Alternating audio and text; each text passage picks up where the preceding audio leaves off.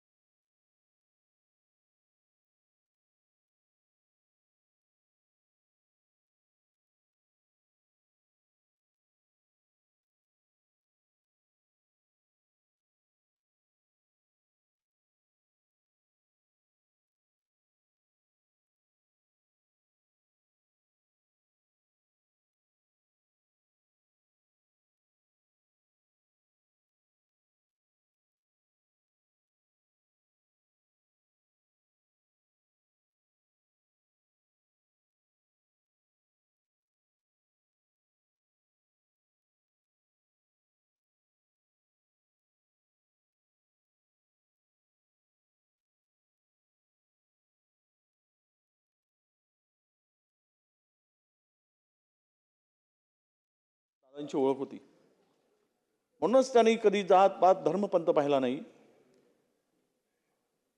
नवाब मलिक असतील, हसन मुश्रीफ असतील, तर अलीकडे त्यांच्याशी जोडलेले बाबा सिद्दीकी, या सगळ्यांना सांभाळून घेणारे अजितदादा होते.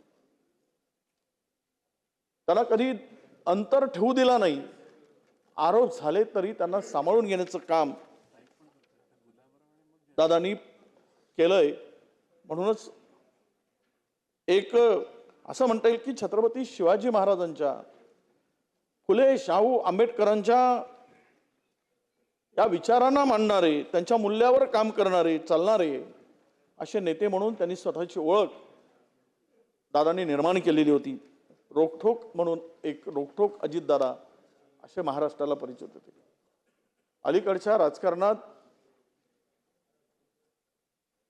भाऊ खूप आहेत पण दादा होणे नाही, अशा प्रकारची स्थिती एका वक्त्यांनी त्या ठिकाणी बोलताना सांगितली.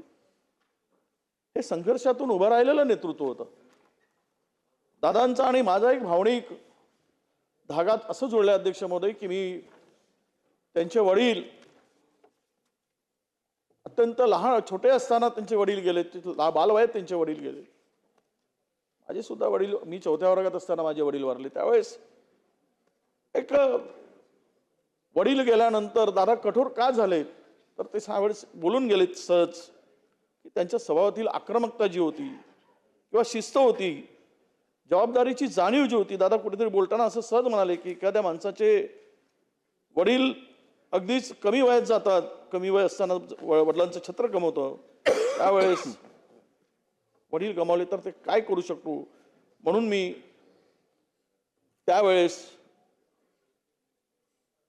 जर मी कडक वागलो नसतो किंवा मी माझा स्वभाव जर कडक ठेवला नसता, तर वडिलांच्या छत्रानंतर मी जर मृदू वागलो असतो तर मी कधीच चिरडलो गेलो असतो, असं एकदा ते सहज बोलून गेले. आणि म्हणून अध्यक्ष महोदय, ह्या सगळ्या परिस्थितीमध्ये दादांचं नाव आणि काम आणि कर्तव्य जे काही आहे ते काम आपण महाराष्ट्रातील जनता कधीच विसरू शकत नाही अध्यक्ष महोदय. एक त्यांच्याबद्दल एक प्रसंग असा होता की त्यांच्या डोळ्यातील अश्रू, एकदा पवार साहेबांना ईडीची नोटीस गेली आणि दादांनी राजीनामा दिला होता.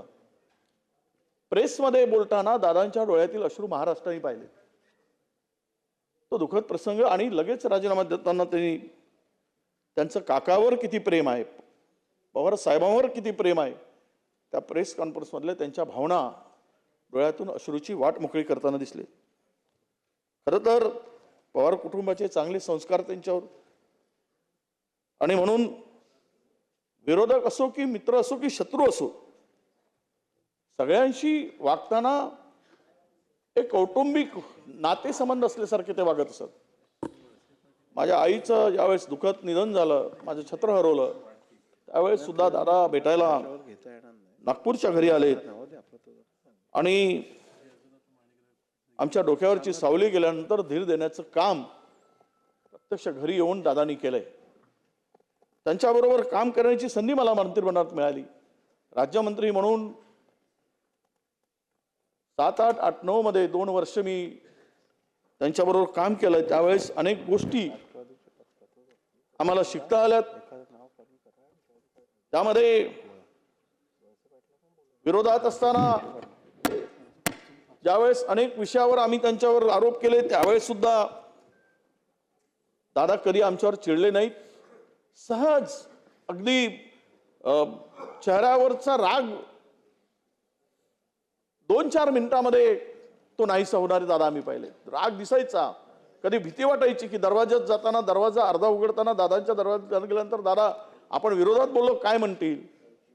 दरवाजातून डोकावून बघताना कार्यालयामध्ये आवाज देऊन बोलवून बसून काम करणारे दादा या महाराष्ट्रातील सर्व राजकीय क्षेत्रात काम करणाऱ्या लोकांनी अनुभवले आहेत. अध्यक्ष महोदय, दादा विरोधी पक्ष नेते होते. त्यांनी महायुती सरकारमध्ये जाण्याचा ज्यावेळेस निर्णय घेतला आणि मला ती संधी विरोधी पक्ष नेते पदावर काम करण्याची अध्यक्ष महोदय मला मिळाली.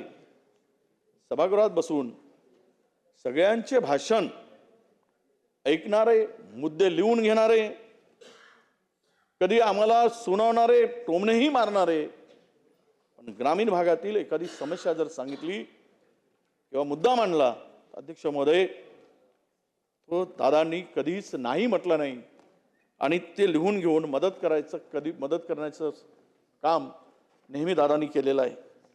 त्यांच्यावर आम्ही टीका नेहमी करत असतो, केलीच, पण त्यावेळेस टीकेतून मात्र कधी त्यांनी भाषणातूनही आम्हाला रागवल्याचं मी बघितलं नाही.